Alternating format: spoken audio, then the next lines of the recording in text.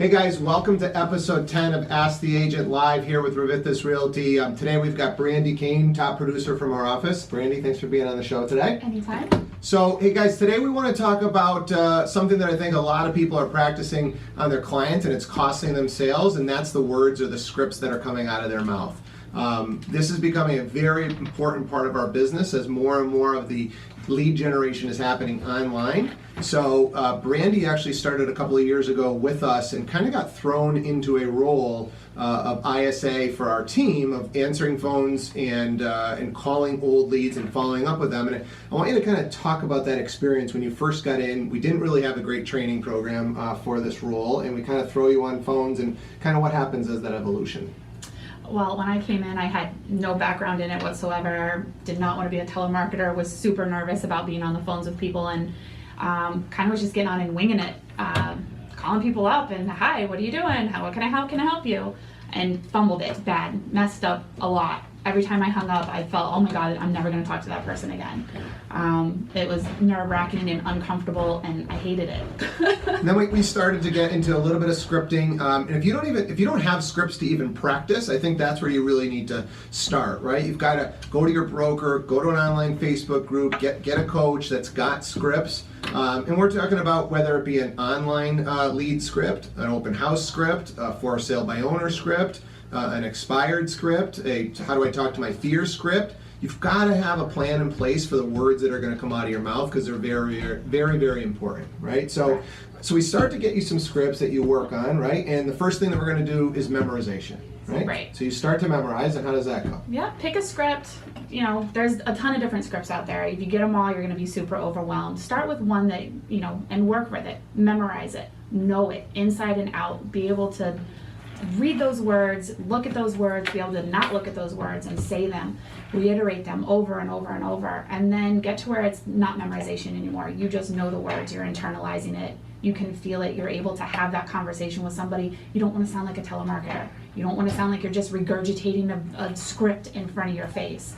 You want to be able to have a conversation, and if you're constantly reading or trying to memorize it without having it internalized, you're not going to be able to hear your client's answers. You're going to ask them something and you're not going to know what they're saying because you're busy thinking about what you're going to be saying next. Yeah, huge mistake in all of sales, not just real estate sales, is not listening, right? And if you haven't internalized that script, you can't possibly listen to what that potential client is saying to you. So once it's memorized and you know every single word, then you've got to internalize. So you're listening to your client, listening to exactly what they say, and what part of the script am I going to use? Am I going to go off script for this client because I got to change it up a little bit for this unique situation, right? Correct.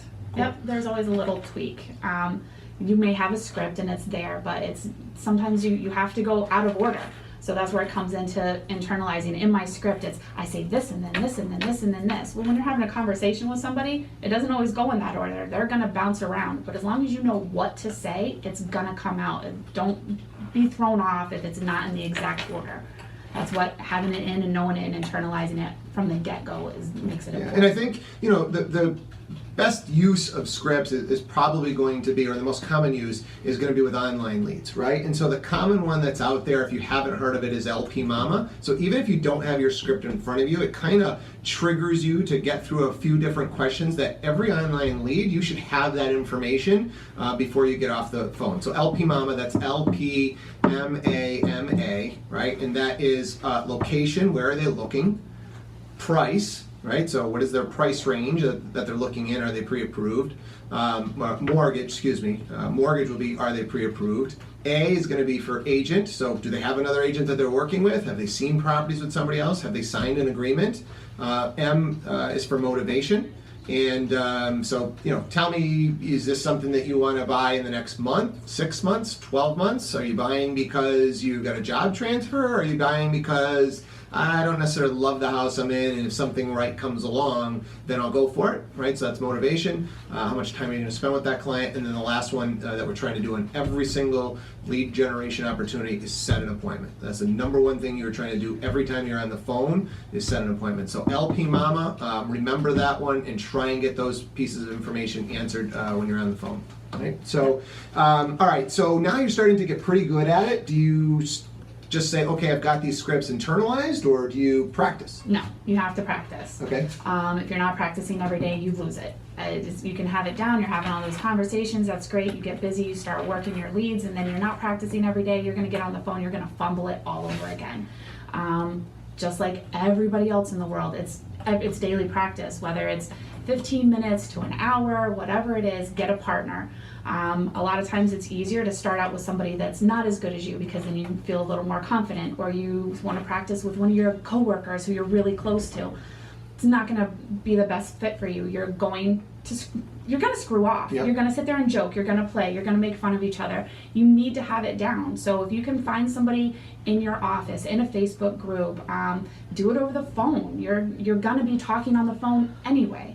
So get on and role play with other people, somebody that's better than you, somebody that's going to critique you, that's going to point out your mistakes. If you don't have anybody doing that, you're never going to improve. Yeah, and what we're really starting to get to a point now is where you can even talk to people across the country, because in different areas of the country, maybe they've got different scripts that they're using or different objections that come up that you can just tweak a little bit on how you respond to things. And I think the best way to do this is actually in a group of 3.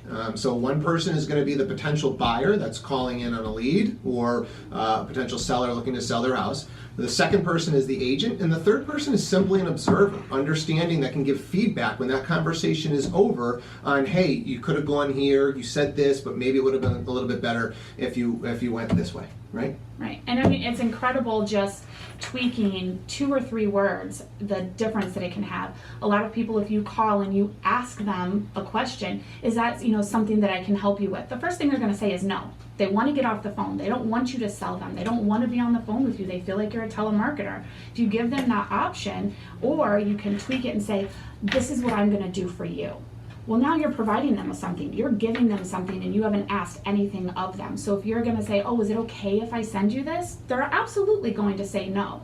If you say, look, let me do this for you, immediately, oh, okay, you're going to do that for me? Sure. So you're providing the same thing, you're doing the same thing, just wording it very differently. And if you have nobody to tweak those things with, you're going to continuously get no thank you, no thank you, no thank you every time. And there's hundreds of these little tweaks that you can use, and if you practice more and you hear more and more people say things, that you can pick up this stuff. So don't just assume that you've got it down with your buddy and the words are coming out of your mouth and they're great. Talk to a couple of different people. Definitely try and get outside of your area and outside of your office. Get yourself out of your comfort zone. That's how you get better at anything in life. You've got to stretch and get into uncomfortable situations and lose, right? Make a mistake so that you learn, okay, don't do that, do it this way next time, right? Correct. And then the last thing we'll talk about is just ways to start to practice once you get your words down. Maybe you don't have a lot of online leads coming in, or open houses to do, or past clients, so you can start circle dialing. We've had a lot of success with that. So circle dialing is where you can pay for lists and phone numbers. There's a lot of different services out there that provide this for you. And so somebody in your office has a new listing at 123 Main Street in your town. You could call the houses around that, so you can download a list, get those phone numbers, and try and call those people and say, hey, look, this new property just came on the market, and what we know is once one property comes on in a neighborhood, within the next couple of weeks, somebody else is going to list their property in that same neighborhood. Have you had any thoughts of selling?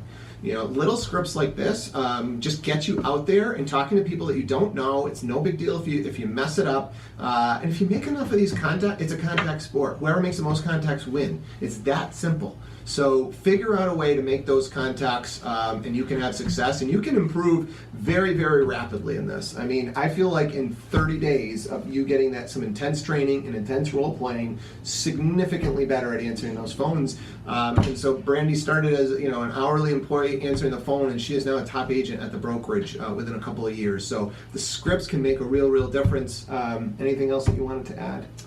The only thing that I would say is, even when you get to where you're role playing with people, just because you've got the script down every time and you can do it, have your partner throw a curveball at you on purpose. Have them answer the phone like they're pissed off to be hell. And there's a lot of ways to tweak past that. I mean, once you get your script down and you know the words, there's ways to match tone, to get your client back down, to have a conversation with them so they're not rushing off the phone with you.